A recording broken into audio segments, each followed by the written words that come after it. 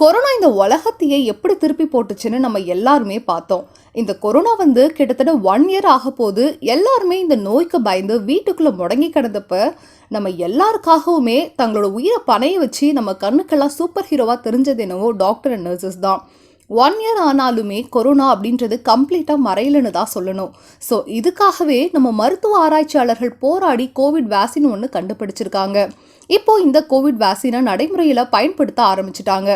இந்த வேக்சினை யார் யாரெல்லாம் போட்டுக்கலாம், இதுக்கு எப்படி ரிஜிஸ்டர் பண்ணணுன்றது தான் பார்க்க போகிறோம். சீனியர் சிட்டிசன்ஸ் அண்ட் 45 வயசுக்கு மேற்பட்ட ஏதேனும் டிசீஸ் இருக்கிறவங்க முன்ஜாக்கிரதையாக இந்த வேக்சின் எடுத்துக்கிறது ரொம்பவே நல்லது. முதல் கட்டமாக முன்னணி தொழிலாளர்கள் இந்த வேக்சினை எடுத்துக்கிட்டாங்க, அதாவது டாக்டர், நர்சஸ் இவங்கலாம்.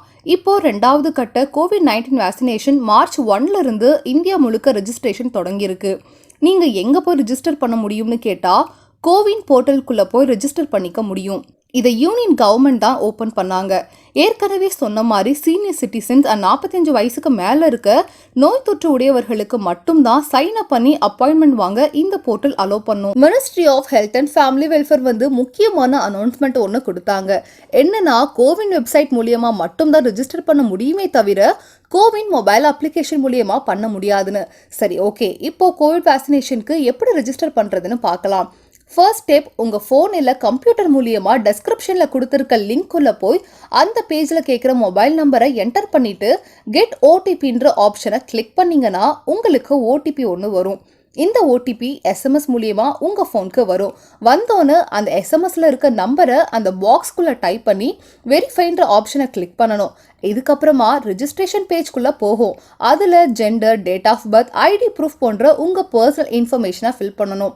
முக்கியமாக நீங்கள் என்ன ஐடி ப்ரூஃபை செலக்ட் பண்ணியிருக்கிறீங்களோ அதை நேரில் வேக்சின் போட்டுக்க போகிறப்ப கட்டாயம் எடுத்துகிட்டு போகணும். 45 வயசுக்கு மேற்பட்டவராக இருந்தீங்கன்னா உங்களுக்கு என்ன டிசீஸ் இருக்கோ கட்டாயம் அதை மென்ஷன் பண்ணணும். நேரில் போகிறப்ப உங்கள் மெடிக்கல் சர்டிஃபிகேட்ஸையும் கொண்டு போகணும். எல்லா டீட்டெயில்ஸையும் ஃபில் பண்ண உடனே கீழே ரைட்டில் இருக்க ரெஜிஸ்டர் பட்டனை கிளிக் பண்ணணும்.